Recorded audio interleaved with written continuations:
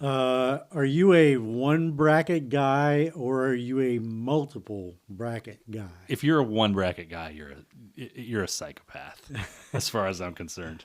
If this you're winning, you're trying to win the contest. As Mike Golick used to say, you play to win the cash. That's right. I want to win the pool and win the cash. Yeah. Do multiple brackets. What's the matter? What's the problem with it? This is the most wonderful time of the year. Is this the best time of the year or the greatest time of the year? Ooh, man, it's close. It's close. I think I get more excited about the first week of the tournament than I get about like the Super Bowl, honestly. There's just nothing. Wow. Well, because it's 4 days of just awesome. Like first of all, there is no better gambling stretch than the first 4 days of the tournament. That used to be before gambling was legalized across various states in the United States. There was a very big contingent of people that would go to Vegas just so they could go to the sports book and bet the games and bet the games live. I think that is like, we're going to have some talk about betting some games and some props and that kind of stuff, but live betting those games, I think, is way better than a bet before the game. Oh, 100%. Because you get the feel of the game, you get to see a matchup, you get to see a round or two of a fight, so to speak. Yep. And then you put down a bet, and then you might get some better value because, a team that's expected to do well is down. You can have the TV with the 4-box. You can have 4 games going at a time. You can get a feel for a couple of these games, and you can go, you know what? I like this game to go over now, and I like this game as a slight under, or I like this team plus 6.5. Like, it's just, there's so many. It's an entire day for 4 days straight of just absolute breakneck fun. The NCAA tournament also is one of those events, and I'm not even going to call it a sporting event because it's not really a sporting event. It takes place all over the country. All kinds of arenas host, early round games. Yeah. You can always sit down. People that are not even regular college basketball watchers. I this year was not a regular college basketball watcher. Yeah. You can sit down. You can pick up David and Goliath. You can pick up a buzzer beater here or there. You can see the next generation of players. Even if you're not a basketball fan necessarily, you can sit down and get into a David versus Goliath. The numbers reflect that too. I looked up some stats on, because I was interested in, starting to think about how many people actually watch the tournament. Well, each individual first round game last year averaged like 8.6 million viewers. Now, that doesn't necessarily mean that each game had there's plenty of crossover, but that means that at the most, there's like 90 million people watching the first round of the tournament. And honestly, I just want to kind of know what the other 250 million people in this country are doing. Like, what are you doing? This is the most exciting 4 days of the sports season. I think so too. I think spring is coming in Kentucky, especially. We've already had 2 false springs. Yeah. And then we're recording on Tuesday. What is today? Today is the 17th of March. Tuesday the 17th. We've already had fall spring twice. Yeah. We had snow today and insanely bad roads. Awful roads in Lexington. Lexington roads are abysmal right now. But the tournament always signals spring is on the way in Kentucky. Usually UK basketball is really set to go, historically speaking. Not the last several years, but historically speaking, this has been a time for UK basketball. And plus, we have high school basketball going on in Kentucky, which means the Sweet 16, which is still an all-comers tournament. The state basketball tournament. With no shot clock. Yeah. And so we're going to that tomorrow night. Yeah. I'm going to that tomorrow night, taking my kids because our high school team, where my wife teaches, is in the tournament. Yeah. I'll tell you what other phenomenon happens this time of year. Did you know that reportedly vasectomies, there's a bump in number of vasectomies scheduled this time of year that's up to 40% over any other period of the year, because if you're a dude you get a couple that needs of to get sick the nuts days. cut, you go ahead and get your procedure done on Wednesday, and baby, you're on the couch with some frozen peas watching basketball for 2 straight days. It's great, man. But if you are a listener who listens to us for talking about other topics like Gen X stuff, we're going to talk a little bit of Oscars at the end of this. Yeah. But this is wall to wall NCAA basketball. We're going to do like 2 or 3 segments on the brackets, some great prop bets that we like, because it's the most wonderful time of the year, man. It is. I'm ready. Let's go. All right, NCAA basketball. Let's go. We are just 2 middle-aged refugees from Generation X. Man, we grew up in a time that was a lot simpler than it is today. Could we gamble on sports back then? No, not really. We did, but not legally. But now? Now we can, and we can talk about it on a podcast, and we can talk about a lot of other things too. And we're going to. I'm Lanny. And I'm Andrew. And this is Bet Small, Lose Small. We're going to go through... How do you want to do this? We're going to go through go through 2 regions at a time, and we're just going to talk about the first week. We might talk a little bit at the end about who we have picked right now to be in our Final Four, but really we're going to focus on just the first round, just the first weekend, the first Thursday through Sunday. We're going to go to the Sweet 16, okay, and then we'll talk at the end about who we think can win this, yeah, and some bets. I think I want to take a moment to rant. The 11 seed play-in game, the first 4 game, when they expanded the tournament to 68 teams because 64 was not a nice square number or anything. I remember when they went from 32 to 64, that was a big deal. right. And it felt like, anybody had a chance to win. And then... Except that not everybody has a chance to win. Well, okay, that's fine. You can say that. Early on after that happened, you know who won? Villanova. Well, Villanova. Okay, yeah, okay, fair enough. Go on. So it was borne out. Yeah, like we haven't had a seed. I don't think we've had a seed that low win the tournament since. No, I'm trying to think what the last. I mean, we had that George Mason year, right? Yeah, they went to the Final Four. I mean, there were a couple double-digit seeds that went to the Final Four, but I don't think ever have won it. Right. I was looking back at the Final Four history today and how good that Big East was back in the mid '80s. Oh man! Along with the Indiana Hoosiers that were really good and some teams you don't think of now. Crazy good. That Big East was loaded in the '80s. I really hate that the 11 seeds are in the first 4 games. It's stupid. Yep. Expanding the team to 6, they're expanding the tournament to 68 was stupid. The first 4 should be 16 seeds just to see who gets to play the number 1 seed. Even if they're not 16, even if they're not the 4 16s, it can't be 11. It should be the 4 16s. Why are Texas? You've got Texas and NC State. Texas is the 9th, 10th best team in the SEC. NC State is in the ACC. Like, why are they playing to get into an 11 seed when you have 13th seed Troy and let's see, let me pick another one. McNeese State at the 12 seed in the South. What are we doing? What are we doing with those? It doesn't make any sense. It should be like a 14 seed at best for these play-ins. It doesn't. It's ridiculous. It's ridiculous because either of these teams, Texas or NC State, could give BYU trouble in the first round.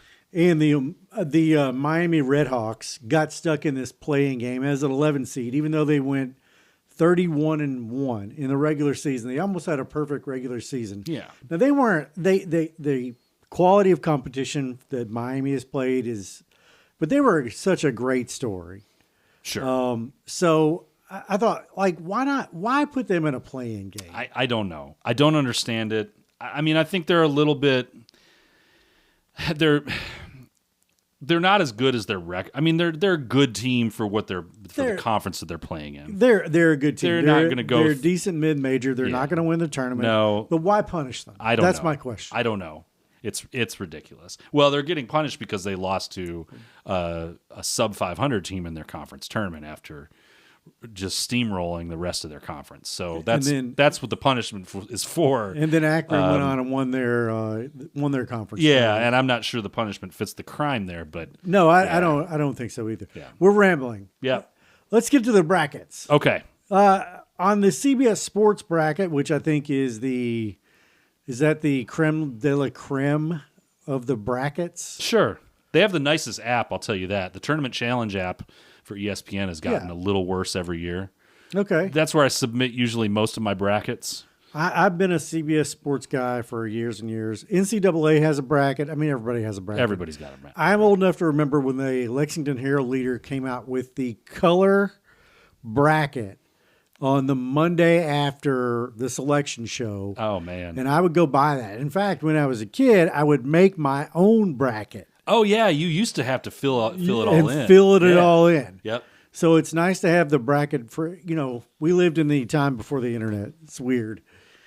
Buddy, we almost lived in the time before like printers and computers and shit. Well, like this, okay. I remember getting a bracket out of the newspaper, and like if you made a mistake on that thing, you didn't do that in pen it was newspaper, so you only had a number of times that you could erase something before it just like wore through the paper, and you got like one copy of that thing, and that was your bracket. When I was in elementary school, the Apple IIe came to my school. Oh man, yeah. So that's how old I am. Anyway, let's go with on the CBS Sports. We start in the top left. Top left, that is the East. Yeah. And Duke is the number 1 seed. And if you're a bettor, you can get great odds on Siena. You can get. Let me just stop you right there. The number one seeds are not losing in the first round this year. We've had this happen before. Just if you think that there's any chance that a number 1 seed is going to lose, you probably should put down your brackets and step away. Just watch the games, because you're not cut out for gambling on this bracket this year. Okay? Is the East loaded? Isn't this the most loaded region? It's pretty loaded. You've got St. John's in there. You've got Kansas. You've got a Michigan State team that's 100% capable of making a run. You have a UConn team that, like, I can't figure out UConn this year. They've been weird. I feel like if there's any number 2 seed that could get upset in the first round, it's probably them. I also think if there's a 2 seed that could win the title, it might be UConn. Might be them. So I mean, you got Louisville in here. Louisville's You've got in here. Yep. Michigan State. I mean, this is a who's who of coaches. It is. Yeah. With Rick Pitino. Yeah. Kansas, man, there's a bunch of blue bloods in there. I like the Johnnies again this year, man. We did a practice. We didn't air it. Maybe we should air if we can dig up our test pod that we did on the brackets on the tournament last year. Maybe we should air that as a special. We may edition. have it somewhere. Man, I loved the Johnnies last year. They just let me down. But they had a good solid run. I think they have a good run in them again this year. What else do you have to say about? I've got some notes on the East. If you're going to pick a 5-12, every year there's a 5 versus 12 that ends up, the 12 beats the 5 for whatever reason. Historically, that has been one of those seeds. Yeah. Whether it be where the teams come from, or if you got a really good mid-major that just has the capability of beating one of the the kind of the better top tier teams, but not a great top tier team. This is not your bracket for that. No, it's not. St. John's is coached by Rick Pitino. They are good, and they're not going to lose to the Northern Iowa Panthers. I like them to get to the Sweet 16 out of this bracket, but we'll get there in just a minute. I don't see a lot of big upsets. No, I don't in either. the East. I will say that watch out for Kansas, because one of the things that's weird about Kansas, so they have Darren Peterson, who is the likely number 1 pick in the draft coming up this summer. He has been in and out of the lineup, and he's done weird. There's been weird situations where he's kind of held himself out of games at times. He's taken some parts of games off with sort of unexplained injuries. He's just been kind of in and out. It reminded me a lot of that year that Ben Simmons played for LSU. Yes. That was weird. And the thing about their team chemistry is they they seem weird when he's in the lineup. When he's on the floor, their offense doesn't flow as well. They have offensive rebounding trouble. I'm not saying that they're going to get upset by Cal Baptist in the first round, but when you look at they could go into a second round game against St. John's. That's a spot where I can see them losing pretty easily because St. John's actually has the defense to contain Darren Peterson. If you're looking for an upset winner in the East bracket, I'm going to give you one. Central Florida over UCLA. It's a 10-7. Central Florida is only giving up 5.5 points, or they're getting 5.5 points. They're plus 198. I think they could win that one. I had that written down. You read my mind, and I was over here nodding furiously as you were saying this. UCLA has, they play in what conference does UCLA play in now? I don't even remember. They're probably in the Big Ten. They're probably in the Big Ten. They're not. I don't think they are. No, they didn't have their two best players for their conference tournament, and whether or not those guys are healthy, I mean, their conference tournament was just a week ago, so they might be healthy. They're probably not going to be 100%. And they've just been an odd team. It's just one of these teams that's tough to get a read on. Central Florida always have a tough team. And I think that's a solid 10-7 pick. UCLA is in the Big Ten. UCLA is in the Big Ten. Great. Look at us not know this. Listen, man, they keep switching shit around. It's hard to follow. We're really old dudes. Is. By the way, we're not coming at this from the perspective of two guys that are experts on college basketball because we're not. But what we are is experts in finding value in gambling on games. So that's where our expertise comes in here. You can take a look at these, and this is what's fun about the tournament is you can take a look at these and go, I just like stacking up a couple of minus 180 favorites. I do too. I mean, I think another one is Hofstra, Alabama. Okay, so we're moving down to. No, this is not in the East. This is not in the East. Okay. No, this is not in the East. Well, we'll save that one. Save that one for when we get to the region. Okay. Any other thoughts on the East in the first round? I think there are three teams that could come out of this region. Michigan State could come out of this region, I think. I think St. John's has a chance at it, and of course Duke is a favorite. I love St. John's over Kansas in the second round because I just think that their defense. We saw what happens when Kansas plays a good defense, and it's where that weird chemistry on offense comes in when Peterson is on the floor. A defense like the Johnnies could give them a lot of trouble. I think you're gonna see St. John's come out of this weekend as the Sweet 16 from that half of the bracket. Are we still Rick Pitino homers? Homers? Yeah. Is there a soft spot in your heart for Rick Pitino?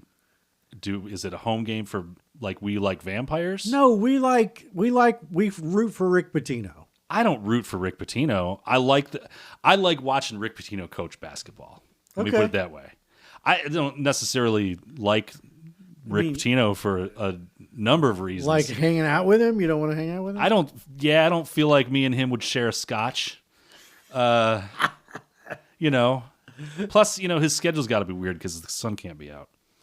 You want to move on to the South? No, let's go to the West. The West, okay.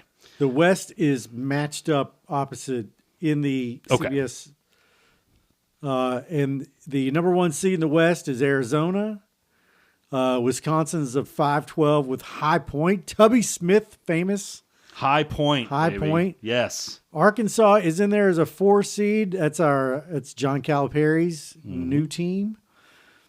Gonzaga with Mark Few versus the teacher versus the student there. I think that's his one of his proteges. Really, at Kennesaw State, that's a Mark Few. You don't hear of a lot of Mark Few coaching tree guys in college basketball. Why is that? I don't know. He's only been one place. Yeah. Okay. Queens Purdue. Any odds on Queens Purdue? I mean, this is I just don't know that this is a year for a 215. No, it's not. There's years that some of the because each one of these 2 seeds, and we're looking at UConn, Purdue, Iowa State, and Houston. I don't see any of those teams getting upset in the first round. Do you? I mean, I had some words. No, I don't see a 1, 2, or even a 3. When we get to the Midwest, Not in the first round. yeah, when we get to the Midwest, and we get to our own Kentucky Wildcats, I'll say a little bit more about Iowa State. But no, I mean, Queens. Something NIL has done. It has definitely made the haves and the have-nots, the distance between them, greater. It's not Totally It agree. has not helped parity because these programs that have incredible money coming into them, places like Kentucky, places like Arkansas that have Joe Kraft or Sam Wall, whomever. I mean, fucking Vanderbilt is a 5 seed this year. Like, So it's just a different landscape. yeah. Vanderbilt's always been a decent basketball school, though. Just FYI. Have they? Yes. Sam Newton. Okay. Sam Newton was the coach back in the '80s. He became the UK athletics director before Mitch Barnhart. Okay. So yes. Okay. Vanderbilt's had a good history with basketball. All right, I'll allow it. They also- They also play on that weird floor. That nobody can play. The And end line and they have- benches. yeah. yeah. So it's just a tough place to play. Yeah. Okay. So from the West here, I will say that I've got Utah State over Villanova. Utah State, and that's the 9 over the 8. Now that's where the 9 over the 8 seed is one where in the first round for betting purposes you almost kind of want to stay away. But I think this is an easy one to throw into like a long shot, like maybe a 2-team parlay, because Utah State is a much better shooting team than Villanova. And Villanova also gives up, like they're not a very good offensive rebounding team. So you combine those two things together, and Villanova's not getting a lot of second chance shots, and Utah State is a great shooting team. So you don't have the defensive rebounding is a plus for Villanova, but you're not going to have as many opportunities for defensive rebounding. Combine those things together, and I think you've got a recipe there for Utah State to take a Villanova out in the first round. Do you think then that it's possible that Arkansas, who just won the SEC tournament, John Calipari's first big win in some years, in a conference tournament, do you think they can make a run in this, especially if they catch a break and Wisconsin's not all that? Well, I don't think Wisconsin is all that. I think they can get past Wisconsin. It always comes down to me the question of how is Calipari going to coach in these close games? We know this from being UK fans. We are familiar. We are familiar with what happens to Coach Cal in close games. It's always the floor coaching. It's always the in-game coaching that seems to trip him up a little bit. Now, whether that's true or not, I don't know. Players have to make plays, right? But coaches have to put their players in the best position to make plays, and I don't know that he's always done that. Now, there's an element of he is just constant. Cal is like, after leaving Kentucky, he's in prove it mode. Like he is absolutely. I think he really is. He's playing like he's coaching for his life when he's not. Like his legacy is cemented one way or the other, but he is playing like he wants to go scorched earth. He's coaching this like he wants to win everything. Whether or not that gets him out of the West bracket, I don't know, because Arizona is really tough. Purdue is good. Gonzaga's good. You could even have a surprise like a Missouri come out and kind of bite them. That's the other thing. If you run into another SEC team later on in this bracket, like a Missouri, that familiarity starts to become an issue, right? Where you run into teams where that have already played you before. So I think it's possible. I don't think it's likely. If I'm betting on it, I'm probably taking Arizona. out of this bracket. Well, the Calipari has a real trouble playing tic-tac-toe because he can't get his X's and O's lined up. Boom, boom. Oh, God. How long were you saving that one for? Years. No, Oh man. One other thing I will say, this is one of these notorious 11. 11 I hate it. seeds, the 11 play-in. Watch out for who wins that Texas versus NC State play-in game for the 11 seed, because NC State is probably not going to give too much of a problem to BYU. NC State is projected to actually win that play-in game, but Texas could actually be a bad matchup for BYU. If Texas gets in there, look at the numbers, because if you can get a good plus number on that, it's worth sprinkling just a little bit of money on Texas to take out BYU. Can you parlay? I want to know if we can parlay Texas over NC State and Texas over BYU. We'll have to take a look at that at the break, because I don't know. I don't know that you can. I think that would be really fun. It would be really interesting, wouldn't it? Really Maybe, fun. man. A play-in that gets to the next round. I think the issue is they don't like to give odds on the first round game that involves a play-in team, because they don't know the health of the team. They don't know how they looked in the game. I mean, if Texas was to go and just completely blow out NC State, that's going to affect how they set that number. This is the dumbest shit, though. I mean, why do this? I don't know. Why not? Why do this? I don't know. If you're going to make it 16, make it the 16 seeds that are playing to get into the tournament. Agreed. Stop this stupid shit.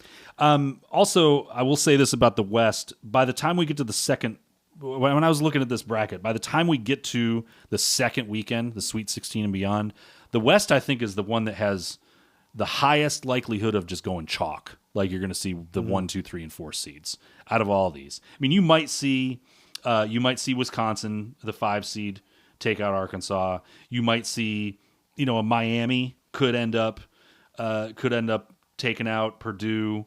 BYU over Gonzaga is always a possibility, but I think the likelihood is, if you're going to have a 1 through 4 in the Sweet 16 out of a bracket, it's going to be out of this one.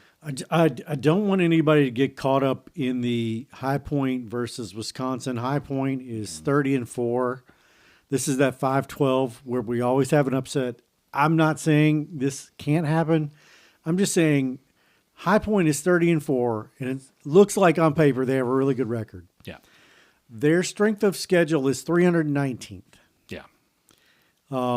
They get 90 points a game, but they have not seen all year a team this good. No.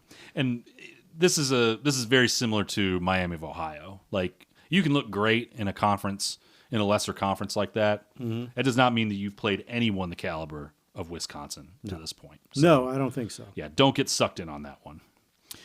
So that's the East and the West so far. Do you want to take a quick break? Yeah. Do you have a pick or a parlay you want to make here? Like, are we thinking that we might do a couple of all the 1 seeds make it to the Sweet 16? Let's do our 4 regions, and then we'll do a whole segment where we just kind of lay out some picks that we like. All right. And we'll give you a little bit of tips for if you're like a novice gambler.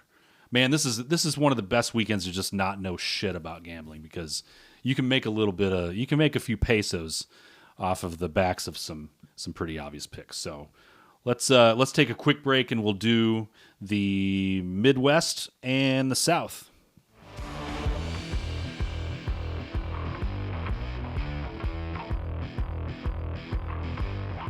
Let's move on to the South region. This is the Florida region. I'm sorry, not the Florida region. It's the number 1 seed in this region is Florida. Couple notes that I've got here. This is another 9-1. I'm sorry, 9-8. We've got Iowa and Clemson. Where I like Iowa. I like Iowa, the 9 seed, over Clemson, the 8 seed. And I like that because Iowa has played a much better non-conference schedule than Clemson, and it has a much better strength of schedule than Clemson. The problem Iowa has is they're 1-8 against the top 25. Okay. They have played the 70th best strength of schedule. Clemson played the 61st, but Iowa's still favored 57%. Yeah. It's curious when we get these 9-8 matchups, and the 9 seed ends up being the favorite. It's like, was that a seeding issue, or was there what were the factors that went into that team being a 9, the favorite being a 9, and the underdog being an 8? It's one of those that I've never really understood about seeding the college basketball bracket. I think seeding the tournament's harder than it looks. Oh, absolutely. I think it's harder than it looks. There's no question about that. I wouldn't want to be in that room. Are you kidding me? Arguing over Utah State and Clemson and Iowa and Villanova to be 8 and 9 seed, like, I don't want to do that. No, I mean, I want to look this up on FanDuel real quick, but there's a good parlay, a good upset parlay in this region. And go ahead and look that up. I will tell you also, I've got Texas A&M, the number 10, Texas A&M Aggies over St. Mary's in this bracket. Texas A&M has a much better defense. It's going to be and St. Mary's is a team that likes to slow it down, likes to keep the number of possessions down. When you have two teams like that, you got a team that wants to keep it slow, and you got another team that plays good defense. Well, if you're playing slow, and the other team wants to push the ball and play good defense, you're going to limit your own offensive opportunities while at the same time having to deal with a defense that keeps you from scoring. And I don't like those. I have never liked those kind of matchups. I think if you got a 10-7 matchup here that you can pick the 10 and be pretty comfortable with it with Texas A&M. All right, the parlay that I was talking about. If you take VCU over North Carolina, and that is only a 2.5 point spread, by the way. No kidding. Okay. Yep. VCU's plus 114. Okay. And you take McNeese over Vanderbilt. Okay, hold on. You're going to parlay plus 1248. Okay. I can put 2 pesos on that. That I can do. Yeah. So you don't like Vandy in this bracket. I think no. I mean, I just think there's going to be a 12-5. And I think it's either going to be Texas Tech Akron or Vanderbilt McNeese. Okay. It's probably the odds say it's more likely to be Akron over Texas Tech. Okay. But you cannot, when it's 12-5, you cannot just say, ooh, that could never happen, because every year it happens. I got to look at these 12-5 matchups. Keep going. So, I mean, I like that. If you're looking for a long shot parlay, that comes out of the South. And when people see North Carolina, they think, oh, they can't be beat. Well, let me tell you, North Carolina's okay this year, but they're not fantastic. North Carolina is overseeded based on the fact that they play in the ACC and they're North Carolina. We talked about, we had a whole segment on blue bloods earlier this year. That feels like a blue blood status got them seeded a slot or two too high, because North Carolina has not been all that impressive this year. I'm looking at these other 12-5s. So St. John's is not going to lose to Northern Iowa. First of all, let's take that right in the East there. In the West, you've got the 12-5 matchup is that Wisconsin High Point. I can't see Wisconsin losing to High Point. So you're basically down to Texas Tech Akron, or what you're talking about here, Vanderbilt McNeese. I don't know, man. I can't see. Oh man, I like that number a lot, though. 1248. 1248. I'm going to give you another one. All right. I'm going to give you another one out of the West. Okay. Houston is plus 330 to miss the Sweet 16. Ooh. So you think that they can lose in the second round to either St. Mary's or Texas A&M? Absolutely. Okay. Well, that's interesting, because I did have, as I said earlier, I've got Texas A&M over St. Mary's. That Houston, because if it ends up being Texas A&M and Houston, I mean, the scores might be in the 40s in that one. Yeah. Because how Houston plays defense and how Texas A&M plays defense. I just feel like Houston has enough scoring to get past either of those teams, though. I just think Kelvin Sampson is snake bit forever. Okay. For whatever reason, they never come up aces. So you didn't think that they sort of broke that curse last year I mean, because last year they actually made the Final Four. Yeah, but did they win the pool? Did they win the cash? Well, no, but No, only they one didn't.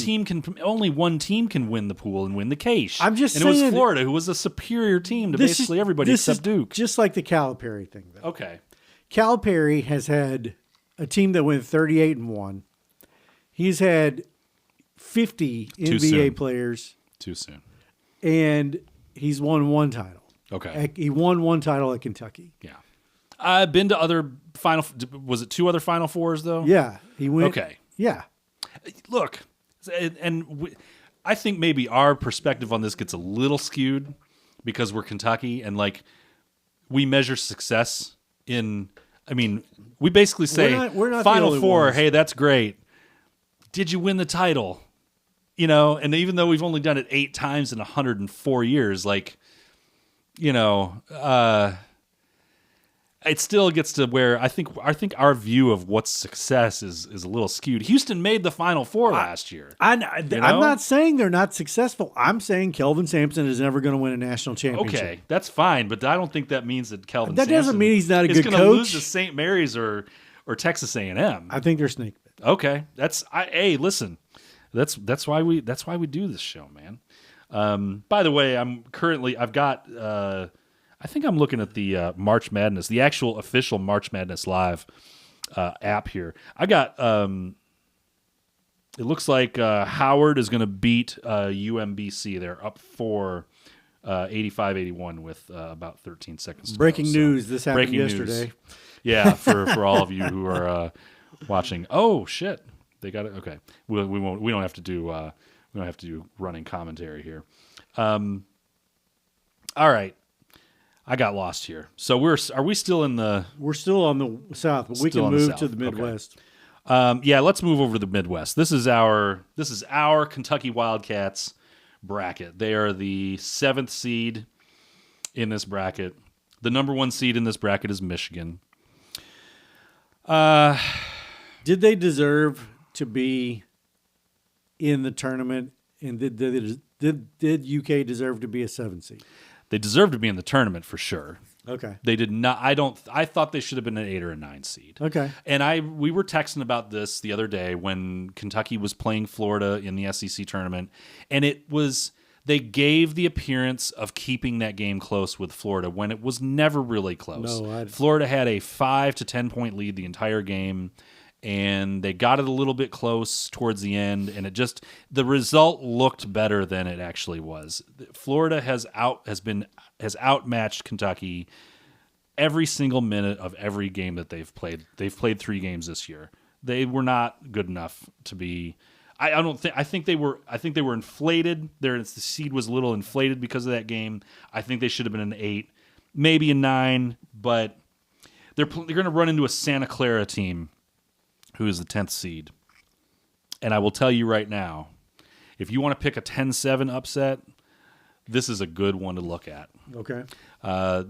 Kentucky they're very streaky, as we know. Man, they're just a flawed roster, flawed team. They've had to deal with a lot of injuries. They've reportedly spent $22 million on this class this year. Right. They've got a solid big man in Malachi Moreno. They've got Otega Owe, who was the preseason SEC Player of the Year, which is an award that I will never understand. But he's probably one of the more frustrating players for me to watch personally since like Archie Goodwin back in in one of the NIT years. Because he's a guy that has the mindset that he can take over a game, and he's not a guy that can take over a game for any more than like a minute and a half at a time. And otherwise, he's missing shots in crucial moments. He's turning the ball over. He's making a weird pass when he thinks he's the man. There's just a lot of things that I don't like about this Kentucky team going into a tournament, especially playing a Santa Clara team that is a little bit sneaky. And I think I mentioned this earlier. There's the familiarity thing that starts to happen when you get into the SEC tournament, when you're in conference play, when you've played a team the second time towards the end of the conference season. you have a little bit more of an advantage. You're going into the first round of this tournament. You're playing Santa Clara. You haven't really seen anything like these guys yet, right? So for a Kentucky team like this that's been streaky, I think this might be. I'm willing to bet against Kentucky just because I think they're right. It feels like this is the place where this season comes to a thudding end. Yeah, they're 5-9 versus the top 25. Santa Clara was 1-3, but they do have a top 25 win. Yeah. Kentucky had a bunch of Zone 1 wins. I get it. But as you watch them and you think, ooh, they have a guy that can take over the game, it doesn't look like there that. isn't a guy like that. I mean, I thought that maybe Aberdeen was that guy, but they don't run the offense for him. He's the second or third option after Owe, and sometimes Malachi, and sometimes Colin Chandler. It's a weird structure. The team is structured weird, and I don't like it. I don't like it, and I don't like this matchup for them. This is the weirdest region for me because Michigan is missing one of their important players, LJ Kaysen, because he was lost for the season a few weeks ago. Obviously, I don't think the 1 is going to beat the 6, or the 16 is going to beat the 1 here. Right. But you've got like Alabama here, who just had a player arrested for having how many pounds of pot? Oh man, it was 2.1 pounds of marijuana in that young man's vehicle. Let me just tell you guys, all you folks out there, you don't need 2.1 pounds of marijuana at any point. They sell it in smaller quantities. You get to that number, and you are looking at federal felony charges. Yeah, if you have like a half ounce of weed on you for personal use, that is a significant amount of weed. As legal as weed has gotten in the last few years, 2.1 pounds is still going to get you in a bit of hot water. So Michigan's lost an important player. Alabama is down a player, and they just had the guy arrested, which is kind of a psychological thing. I think that it's possible that the Virginia Cavaliers come out of this region, or the Cyclones. But gosh, Iowa State playing in the Big 12, their strength of schedule is 38th. Obviously, I think they're going to win their first round against Tennessee State, who is the conference champion out of the OVC. I know a lot about the OVC because when I was in college, that's where we played, and I've been to several OVC tournaments. Really? That's okay. I didn't know that. But I don't know that Iowa State is great. So this could be a region where we take a flyer on someone. Okay. I have read a lot. I've read a lot about how Iowa State is actually very underrated and that they could potentially be a Final Four team. Like that's what like the Ringer puts the ceiling for them as the Final Four or even a national championship contender. I look at everything about them, and I think maybe it's just that I haven't seen any of them. Maybe it's just that there's nothing in their numbers that really stands out, but I don't understand it. Nope. Now, I do have a note here. I think possibly we might be looking at this on Sunday, and after we've seen 2 games of Iowa State, I mean, they're going to be playing Tennessee State, and then they're going to be playing the winner of Kentucky and Santa Clara. And I'm here to tell you, they're going to beat either one of those teams pretty easily. They might actually look like everybody might be going, oh, okay, they do look like a title contender by the time Sunday's over. They have a huge point differential, almost 16 points a game. Yeah. I think it's possible that they come out of this bracket. Okay. I think Michigan is wounded. So who was it you said Michigan lost earlier? Did you say they lost their best player? No, I don't think he's their best player, but he's an important one. Okay. LJ Kaysen. LJ Kaysen. Oh yeah, that is kind of an issue. I do have another note on. There's another 9-8 matchup that I like here. It's St. Louis as the 9 seed over Georgia, number 8. I think Georgia is sort of provides some evidence that Maybe there are a few SEC teams that got overseeded a little bit. Yes. Like Georgia doesn't feel like an 8 seed to me. Georgia feels like they should have been in that 9-10 range. I mean, they were 10-8 in the conference and 22-10 overall. Yeah, but yeah. like even the worst team in the SEC went 15-17. Okay. Also, St. Louis is a pretty good team, and they have. Are you familiar with a man named Robbie Avila? No. Okay, he's a big dude for St. Louis.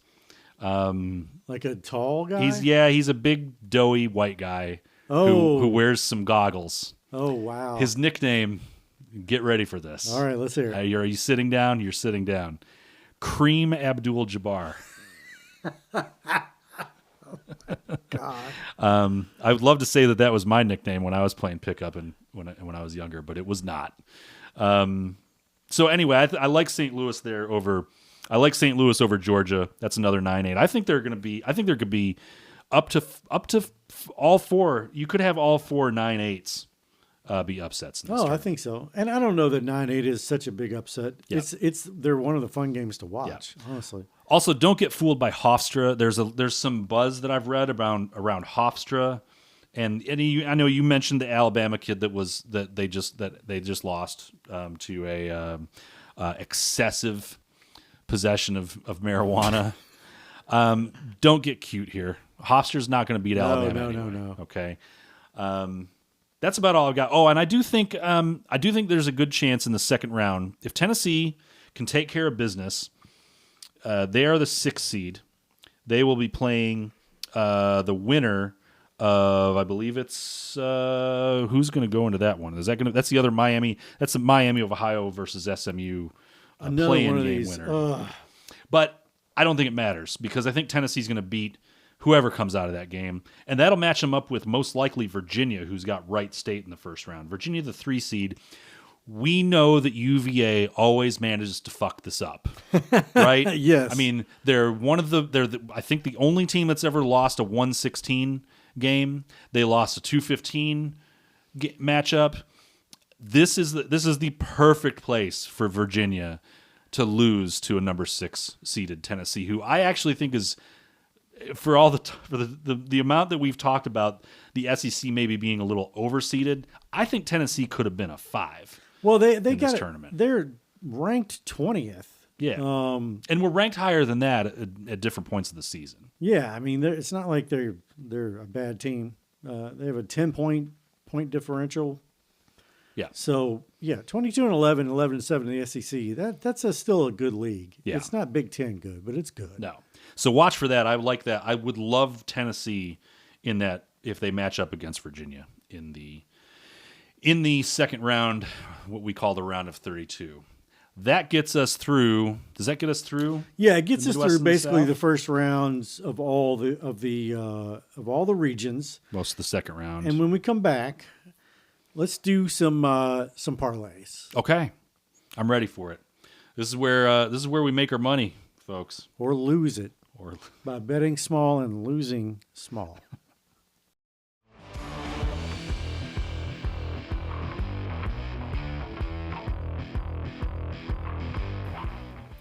all right, so we're gonna do this. We got two sort of approaches to this. I'm going to give some picks that are more or less like if you're like a novice gambler, if you're not a person who normally if you don't even have Like me. if you don't have a kind of like us, but if you don't have a FanDuel account and you're like, man, I'd really like to get into some gambling on the basketball tournament, I'm gonna have some picks that are gonna be a little more palatable for the discerning, for the timid, dipping your toes in kind of gambler, and then you're gonna have some picks that are. I'm just having some fun with these picks because, frankly, like this tournament is hard to bet. Oh yeah. It's especially hard to bet if you haven't watched a ton of college basketball this year. That doesn't mean you can't bet it because I've got some picks that are really fun. Live betting this is, I think, the way to go. I mean, you can certainly have your picks, but until you start to see the ebb and flow of the tournament, the ankle turns, the way the games are being called, all that kind of stuff. Yeah. I think I think once you get a 3 or 4 screen going and you get a good feel for a game, that is fun. The flow of the game makes a big difference too. I was watching the SEC tournament the other night, and I managed to pick up an in-game bet on, I think it was, I forget who it was, but I managed to hit the over, like the live over, and then the spread on one of these games, and then parlayed it with another win, and they made me a pretty decent chunk of change. It is really just a great live betting tournament because you can have this TV screen with the four games, and you can kind of be paying attention to all those and see where they're going. So let's go ahead and I'm just gonna give this is gonna be my first biggest tip for any like new novice. Like if you are like, man, I've been doing brackets for years, but now I want to actually start betting. Go ahead and take your 4 number 1 seeds. You can bet on FanDuel how far a team is going to go. Yeah. Take your number 1 seeds and put all 4 of them in a parlay to make the Sweet 16. You can leave it just as that, and that'll get you to minus 148, even though there's super long odds to make the Sweet 16. Once you put all 4 of those together, we're talking Duke, Arizona, Michigan, Florida, all 4 to make the Sweet 16 is going to get you minus 148. Now, that doesn't sound like a great deal, except it's almost a guarantee to happen, for one. And number 2, if you put $10 on that, it's going to pay you $16, almost $17. Yeah, that's so basically just free money. So if you put 100 on it, that's $160. That's right. That's right. You're gonna get your 100 back plus another $67. So start with that, and then you can get a little bit creative with it. Then you can start doing some other things. But you go ahead and with it. I want to hear a couple of your wacky ones first. Okay, I've got the this is the 5-12 upset special, the 12-5 upset special. This is McNeese over Vanderbilt, parlayed with VCU over North Carolina. Oh. That's plus 1248 when parlayed together. Whoa. Wow. I'm putting that in right now. I've got $2 on that, and the payout is $27. Wow.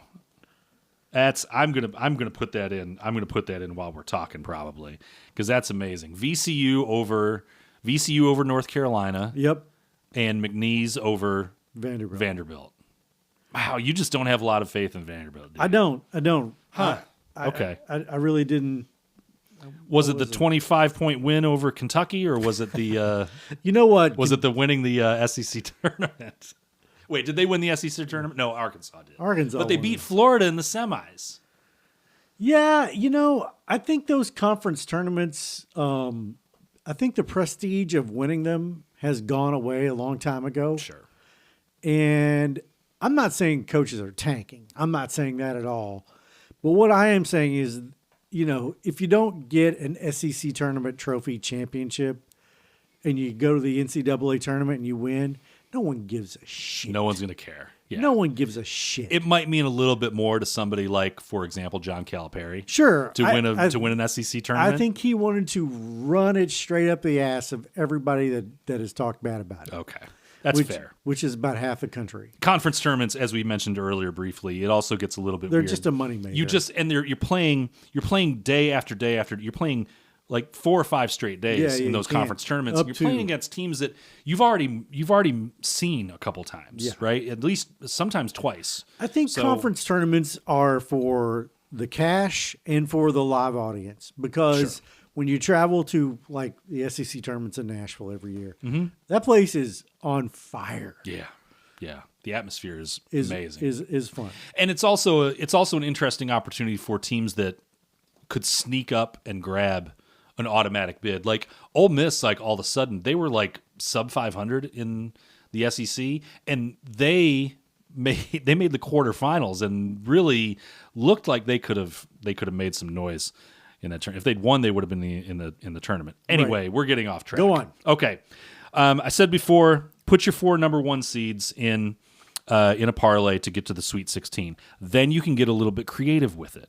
Now, a pick that I made last year, I had an 8-team parlay. Now, it sounds like a lot, but what I did was I put the 4 1 seeds to make the Sweet 16, and then I picked 4 other teams to miss the Sweet 16.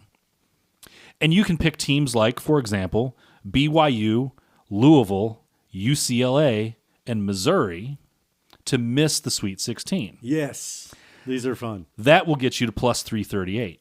And I defy you to tell me whether that one of those four teams, BYU, Louisville, UCLA, or Missouri, are actually going to make the Sweet 16. Like, what are the chances of any of those making the Sweet 16, do you think?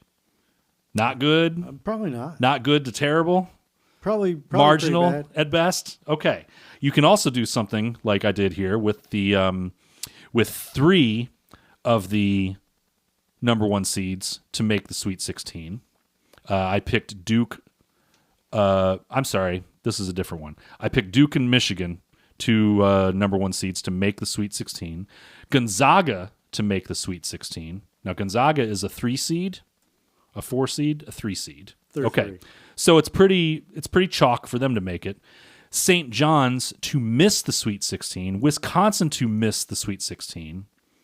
And then Iowa State and Illinois to miss the Final Four. Oh. That gets you to plus 634. That's a good number. So you've got Duke and Michigan, number one seeds to reach the Sweet 16. Gonzaga, a number 3 seed to reach the Sweet 16. St. John's to miss the Sweet 16. Wisconsin to miss the Sweet 16. And then Iowa State and Illinois to miss the Final Four. Go ahead with another one of yours. All right. Just for reference, there have been 39 NCAA tournaments. No, let me back that up. In the 64-team era. No, there have been more than that. Okay. A 12 seed has won a game in 33 of the last 39 men's tournaments. Okay. 5 seeds have gone undefeated against 12 seeds 5 out of the 6 times since the field expanded in 1985. 5 to 6 times. What? That makes no sense. 5 out of 6 times. Yes. The 12 seeds have a That doesn't make any sense. 35+% win rate, making Okay. it a very common upset. Okay. All right, I say all that for this purpose. I predict that there will be one 12-5 upset winner this year. So what I did was I parlayed the one that I thought would actually happen, which is Akron over Texas Tech, with the other 3 5 over the 12s, St. John's, Vandy, and Wisconsin, which I know goes against what I said earlier. Sure. Well, you have to go against what you think in your bracket occasionally. Because you're all, like, this is the whole point of having multiple brackets. You want to kind of hedge. So, yeah, this is a hedge. So if I take Wisconsin, parlayed with Vandy, parlayed with Akron, parlayed with St. John's, I get to plus 480. My goodness. And that is $5 to win 24. The only thing I don't like about I wonder about Akron, but Well, I can see it. I think it's going to be one of them. I Yeah. mean, 33 out of the last 39, there's been a 12-5 upset. You could almost go grab that same, like, 3 of those teams with each one of the 12s and put those in separate bets and have those going all at once. Here's the nice thing about this tournament and the way you can bet it. If I wanted to do that, if I say that was my prime bet, okay, the first bet, I can go parlay all 4 of the 116s and all 4 of the 215s with something weird I think is going to happen and get a really big number. Exactly. Yep. That is the nice thing about this tournament. That's I like that too. That's one of those things where you can throw in a little sweetener and get, like, here's one that I've got. Okay, Miami is a favorite over Missouri in the first round, and Miami, I think, is a much better team than Missouri. Now, Miami's only a minus 132 favorite, which is a good number to get on a favorite. Yeah. You can throw a little sweetener in that with Kansas. Now, Kansas minus 1,700 to beat California Baptist, but that still gets you to that parlay with Miami and Kansas gets you to minus 117. Now, that might not sound like a lot, but that's almost a double your money and move on kind of deal. That is right? exactly what that So you is. put $10 on that, you're going to end up getting paid out $18.60. Okay, and that's pretty good. You're going to win $8, not almost $9 off of a $10 bet. I've also got one here. I I dipped a little bit into alternate spreads because there's not a lot of good value in betting your number one seeds, but there is value in betting spreads for number one seeds. And the nice thing about FanDuel, or a lot of our betting, our Most betting of the betting outlets, apps have some sort of alternate spread. yeah, they'll have an alternate spread out there someplace. So I took Wisconsin minus 550. That's just a straight money line over High Point. And then I went and looked at, like, okay, what are some number one seeds? What's a good value that I can get by buying down to a shorter spread? Well, Duke, if you can get them down to a minus 22.5 spread, which means Duke has to beat Siena by 23 points, that's minus 250. And Arizona minus 24.5 over Long Island is minus 260. You put those three together, you got a plus 129. So a little $5 there gets you an $11.45 payout. See, these are the safe, nice bets. Yep, I'm doing the nice safe ones. You can make a little bit of scratch. It's pretty good odds in your favor. Yes. And you put them all together, and you get a nice number. You got another crazy one for us here. I've got two or three more. But Okay. I'm going to go with, I'll do two bets, same concept. Okay, so you can bet teams to miss the Final Four, okay? Mm-hmm. Now, FanDuel does not let you bet like the 16s, the 15s. In fact, they only let you bet like the 7 and 8 seeds to miss the Final Four. So you only have so many per region that they'll let you bet. There's only a few that you can do the miss Sweet 16 on that too, by the way. So to miss the Final Four, I did two different bets. On one bet, I did basically anything that wasn't a 3-seed or above and plus St. John's. So I left them in it. Okay. So I did Iowa, St. Mary's, North Carolina, Vandy, Nebraska, Georgia, Kentucky, Tennessee, Texas Tech, Alabama, Miami, BYU, Wisconsin, Arkansas, Ohio State, UCLA, Louisville, Kansas. And you're taking all these To miss the Final Four. to miss the Final Four. And that is minus 123. That's a parlay that only gets to minus 123. However, if you do that same concept and you add Kansas and Gonzaga To miss the Final Four. to miss the Final Four, Okay. along with St. Mary's, Carolina, Vandy, Nebraska, Illinois, Houston, which is a big one. Ohio State, Miami, Georgia, Kentucky, Tennessee, Texas Tech, Alabama, Michigan, BYU, etc. It's plus 836. Oh. So who does that leave? So you only added Kansas and who into that? I added Kansas, Gonzaga, Arkansas. It's easier to tell you who I left. Okay. But basically what that ends up doing is it makes Florida have to come out of the South. Okay. Florida must come out of the South. I don't think that's personally I have Florida. Gives you a couple of options out of the Midwest. It leaves you Iowa State Okay. and I Arizona, think Michigan. Michigan. Okay. I don't remember having Michigan in there. You better not. I don't think I did. I don't think that's a good idea. I think Michigan's a Final Four team.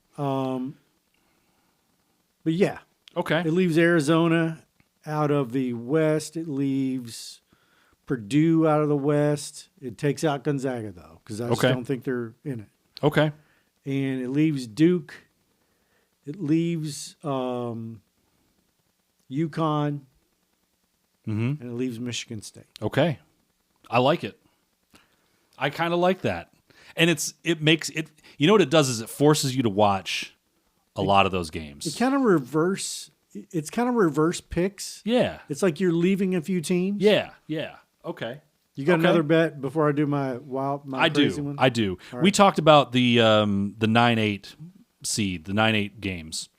9-8 games are always kind of a coin flip, but it seems like this year we've got a lot of 9 seeds that are favored. Yep. Yep. And we do actually in these games. So Utah State is a 9 seed against Villanova. Iowa is a 9 seed against Clemson. We already talked about how we don't like Clemson and Villanova. Well, they're both favored, Iowa and Utah State. Iowa's minus 146. Utah State is minus 126.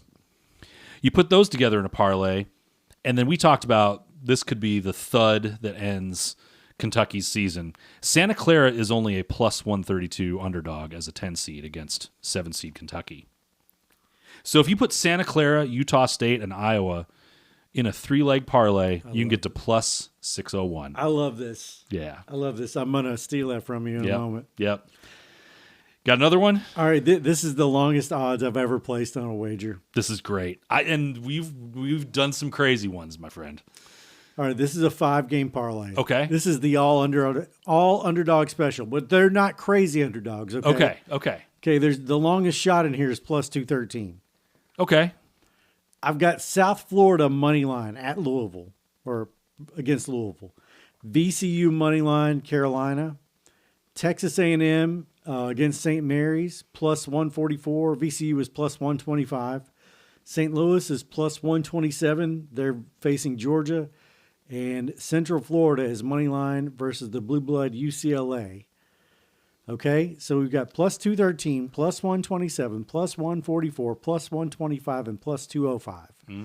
I put a 30% boost on that. It gets me to plus 11,919. 11,000. 11,919. So this is a 5-figure plus. Oh my goodness. A $5 wager will win you $600.95. You're gonna have to send that one to me. I have to put a couple shillings on that for sure. My goodness, that is. Have you ever gotten? I had something for the Super Bowl that was like 11,000. It was like something wild. Had to do with I think it was Rashid Shaheed. Yo, yeah, you had one scoring crazy. the first. It was something it was like that. like some guy that never plays. Yeah, somebody touchdown. scoring a touchdown. Yeah, okay, but that is impressive. Yeah, Plus, that's 11-1. That's what I love about this tournament. There are 64 games plus the play-in. No, that's 110-1. A 10-1 is 1,000 is plus 1,000. So plus 11,000 is 110. 10-1 is plus 100. No, you're plus right. 100 plus 100 is even. Plus 100 is This is my goodness. 120 to 1. It's ballsy, my friend. I like it. 120 to 1. I like it. All right, I've got one more. I'd already talked about Santa Clara. I talked about Kansas and Miami. Did I talk about Kansas and Miami already? Let's see. Man, you're talking about some serious blue blood there. I know. Did I do Texas St. Louis? I did not do Texas St. Louis. This is another 9 seed parlay. Okay, so we talked about Texas A&M is a slight underdog against St. Mary's, and St. Louis is a 9-8 matchup against Georgia. I cannot in good conscience bet this first round without putting money on Kareem Abdul-Jabbar. So I've got Texas A&M at plus 132 and St. Louis at plus 116 parlayed to a number of plus 401. So that's 4-1. All right. On Kareem Abdul-Jabbar and Texas A&M to beat St. Mary's, an SEC team to beat St. Mary's. It's been 41 years since they expanded the tournament in 1985. Can you tell me, trivia, where the 1985 Final Four was played? Was it played in Madison Square Garden? It was not. Okay, then where was it played? It was played at the University of Kentucky. It was played Really? at Rupp Arena. At Rupp Arena. At Rupp Arena. Not on Memorial campus. Coliseum. No. Okay. It was played at Rupp Arena. Okay. And I think it's one of the last times that a Final Four was played like in a regular old stadium instead of a dome or something. Okay. Yeah, because now they have them in like a converted football stadium. Okay. The locations like the RCA Dome, those kinds of things. Yeah. Okay. Do you have any more, or are we good? Nope. All right. Let's talk some Oscars when we come back. Sounds like a plan. Yeah. Get your bets in, folks. This is the It's the most wonderful time of the year. NCAA tournament.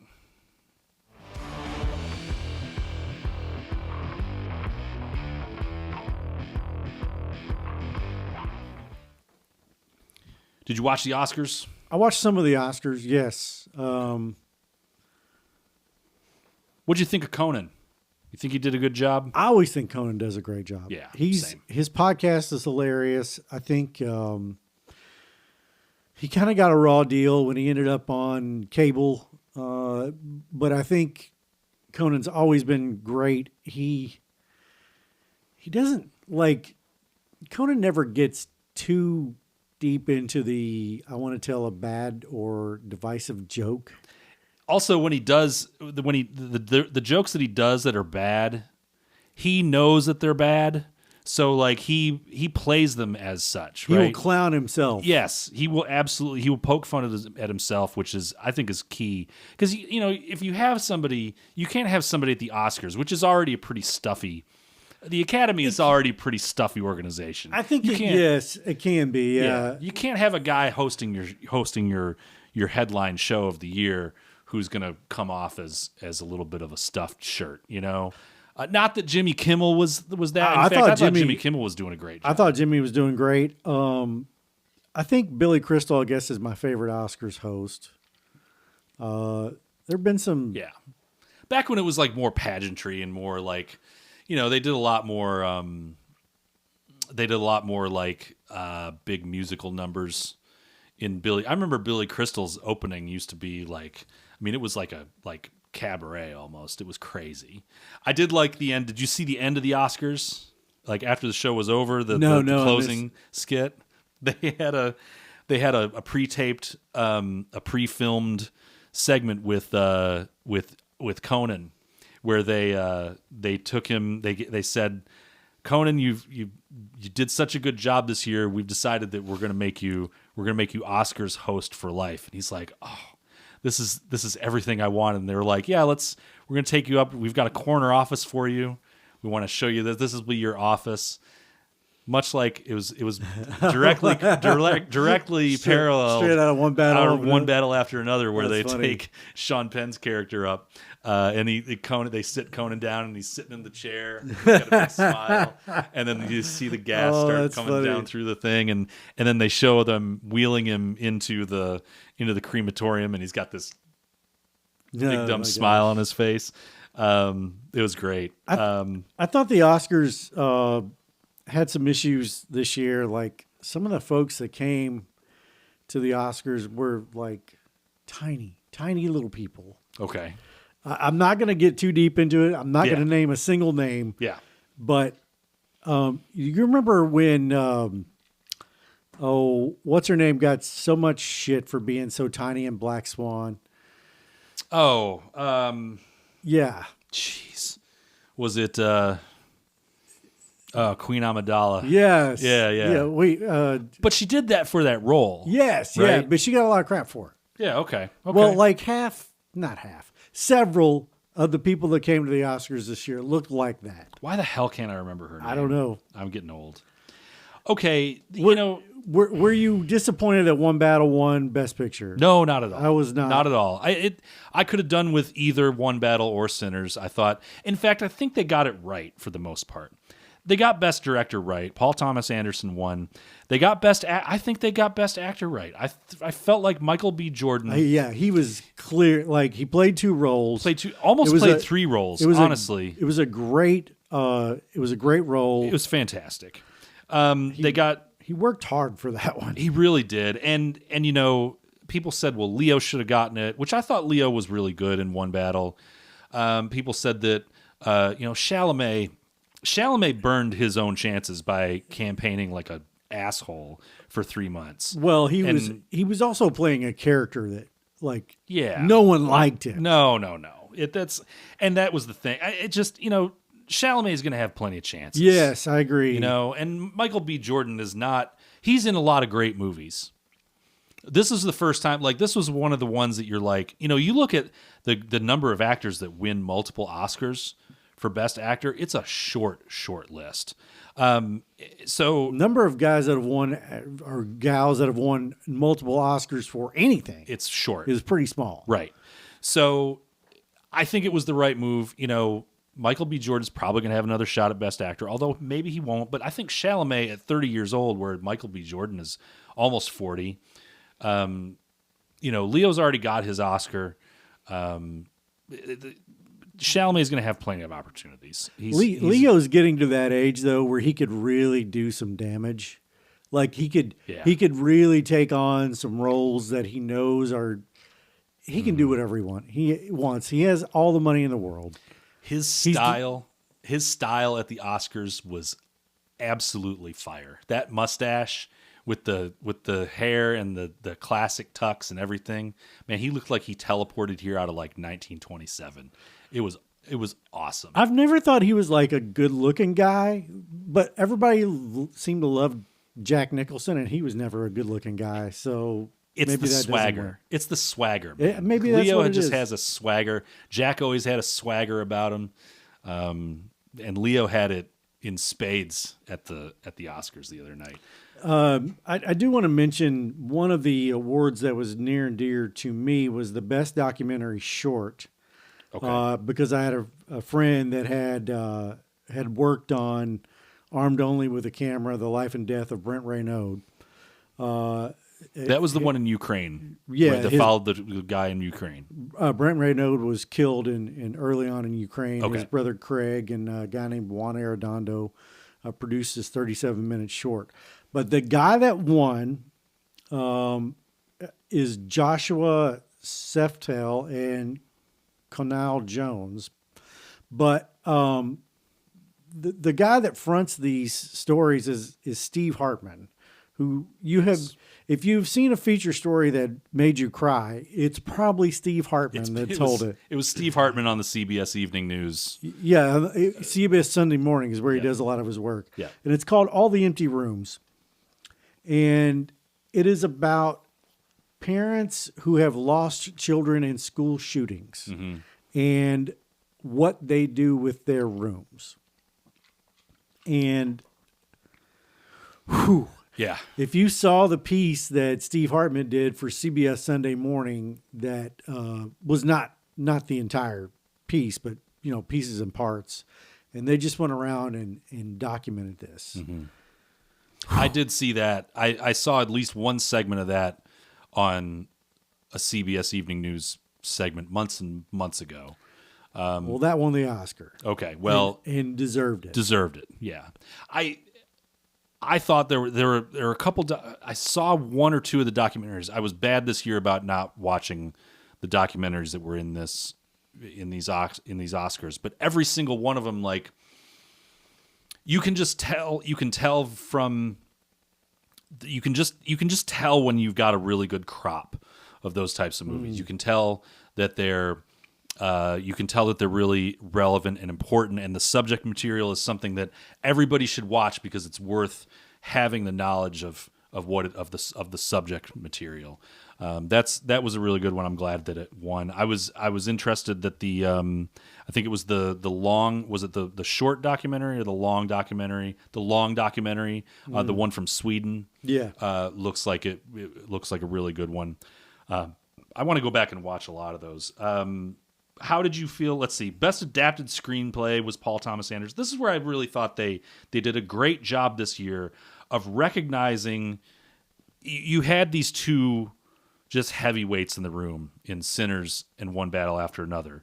So they gave Best Supporting Actor to Sean Penn for his role as let me check my notes. His here. third Oscar. Stephen J. His role Lockjaw. as Greg Bovine. No, that's a different guy. Stephen Lockjaw. Ryan Coogler, Best Original Screenplay, while Paul Thomas Anderson got Best Adapted Screenplay. Yeah. That's the perfect way to do it. That's how you do it. Both of those guys needed to be recognized. I don't think people realize how hard it is to adapt a screenplay. No, people and to write an original screenplay. Like, No, come on. that's hard, but I think adapting one is harder because you have a number of people that already know the source material. like the Harry Potter books. I've never Yeah. read one single Harry Potter book, but I've seen all the movies. Yeah. And so to do that well, Lord of the Rings is another one. Mm-hmm. To do that well Yeah. is really hard. You've got to capture all the stuff that's between. You got to capture all the stuff that's between the dialogue, right? Yes. You've got to put all of that into a script without hamming it up and making it too expositionary and making it sound like you can't have just characters describing the things that are being thought in the book text. So yeah, it's difficult. That song "Golden" from K-pop Demon Hunters, but won Best Original Song. That song is fucking everywhere, and I'm not surprised that it won, and it should have, because it's a really good song. What I did think was a bit offensive was when they played off the crew that was talking, and they let the girl, I'm forgetting her name, the woman who sang the song, she did her speech, and then here comes this other younger Korean guy gets up to the microphone and starts to talk, and they just cut the microphone off and played him off. And I'm like... And then the show ended 20 minutes early. Well, okay, we thought that. It actually ended 40 minutes over. It was supposed to run from 7 p.m. to 10 p.m. Okay. So they were actually over, but in the time that I watched, that was the only one that got played off. And I'm like, come on, folks. Like, you really... We have to get off of this show real quick so we can go to Bachelorette, the special edition of Bachelorette. Like, come on. Do we need to thank the Academy? Does everyone need to thank the Academy? I think it's implied, isn't Right, it? I think we can just skip that. I think the female, the best actress and the best supporting actress, I wasn't real happy with the best supporting actress. Okay. I thought that Amy Madigan's role in Weapons, Yeah. they just said, be as weird and creepy as possible. Yeah. Mission accomplished. Yeah. Yeah. I mean, she was weird and creepy, but like, is that the best acting she's ever done? I don't know. This was a weird one because I felt when I watched that movie, like, I feel like there were 15 other actresses who could have played that role And with they- all the weird makeup and the thing. Like, you And don't. they kind of missed the mark with that character anyway, because there's see, no I thought so, backstory too. to the character. It's just a witch Right. that shows up It just drops in. It just kind of helicopters into the story. and just takes this town by storm. Yeah, I get what you're saying on Best Actress because I'm not as familiar with Jessie Buckley as I am with some of the other actors in that category, especially after seeing Begonia and seeing. That was the one. That was the miss. Yeah. I thought Emma Stone Yeah, hung it all out there, got her head shaved, was entirely believable in that role. I liked every moment she was on the screen for that film. you should just get 5 extra votes automatically for like shaving your head and then on camera. and then getting like your kneecap broken or whatever happened to her in that. Although I will say I have not seen Hamnet. Have you seen Hamnet? I've not seen it. Okay, as far as I understand, she like absolutely carries a movie that's otherwise kind of mediocre. And she was like, there were no other she was so far ahead of the field, like as in terms of any favorites, any lines on favorites out there, that it was a foregone conclusion. Like they could have just handed it to her on the red carpet, and everybody would have been like, yeah, that's fine. So maybe she was that good. I don't know, but man, there were some other actresses in there that I was like, how did they lose? The In Memoriam thing this year. Mm-hmm. Oh, So Robert Redford and Rob Reiner in the same year, yeah. plus so many others. Plus, to the point where they had to like just kind of put Robert Duvall in there as like a secondary one of those. It was deals. a long segment. It was a very long segment. Aaron and I actually, so we missed the first probably hour or so, and then we missed the first part of the In Memoriam, so we didn't see the Rob Reiner part. Oh, well, Which Billy I'm Crystal. kind of glad because I'm not sure that Aaron would have made it through that. Billy Crystal came out there and kind of eulogized him for and eulogized his work. Not that his work is dead, but Billy Crystal was in several Rob Reiner things. Oh yeah, a ton of them, And they're good friends. the Like, way that really good friends. the way that he talked about his career arc was funny. He was like, He'd done all these lighthearted comedies and, people loving each other and blah, blah, blah. And then he gave us Misery. So it was a good bit. It's crazy to think that Rob Reiner did Misery, isn't it? I watched that movie again a couple months ago, and I'm like, God, this is the same guy that did like Sleepless in Seattle. Like, is that right? Rob Reiner did. Wait a minute. If you have done The Princess Bride. The Princess Bride, okay, perfect example. And you have also done When Harry Met Sally, but you can also do A Few Good Men. Yeah. I mean, Okay. I don't know what else he could have done. And Stand By Me with child actors. Yeah. And that was like his second or third movie. Yeah, I know. He's so freaking good. Oh, so good. So good. And then also a good actor. Like in the roles that Rob Reiner played it was every role that he played, he brought 100% to it. And it was like, this is the absolute best person to play this role every time you saw him. And speaking of that, watching Carl Reiner in his later years in the Ocean series, Yeah. it is a thing of joy for me. Oh yeah. Carl Reiner was just so much fun. That's his dad. Yeah. One other thing we got to mention, best cinematography. First time a woman won best cinematography, and not just a woman, it was a black woman that won for Sinners. Autumn Durrell Arkapaw. She's a younger cinematographer who's worked with, I believe she's worked with Ryan Coogler on almost every single one of his movies. And it was nice it was really cool to see. That was one of those moments where the entire audience got up for it. All of these actors and producers and directors that are in this audience all were like, they could not have been happier for anybody that night than when she won first woman to win cinematographer, which was shocking to me when you have like Catherine Bigelow. No, it's a very male dominated field. Yeah. It's a very hard job. Yeah. I thought that One Battle had a chance because did you know that they used like a really long lens? Like a really long lens. Yeah, it was like 70 millimeter on the wasn't it? car chase scenes. Yeah. No, it was like 70 to 200. It was, okay. It was insane. Okay. That's why it looks so weird. That's why the car chases look so different than anything you'd seen. Anyway, Yeah. We're babbling now. The Oscars were fun this year. Yeah.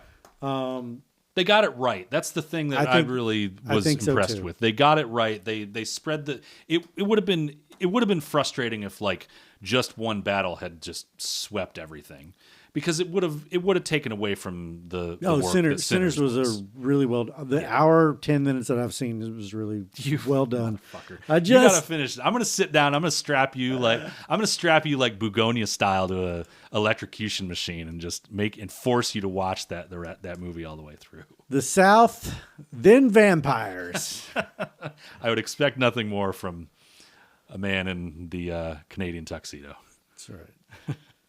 All right, let's find us on Instagram, Spotify, YouTube, Facebook, X. We're on TikTok. Let's see, what else? Bet small, lose small at gmail.com. Our podcast goes up on Apple Podcasts. You mentioned Spotify already. Please go to YouTube and like and follow, or like and subscribe. We're trying to get to 1,000 subs. We're 1/10 of the way there. We're 10% of the way there. It's only taken us 7 months. Yep. We're getting there. By the time we're both ready to retire from our day jobs, we might be a little popular. Maybe. All right. We're trying. Have a good week. Enjoy the tournament. We'll recap next week.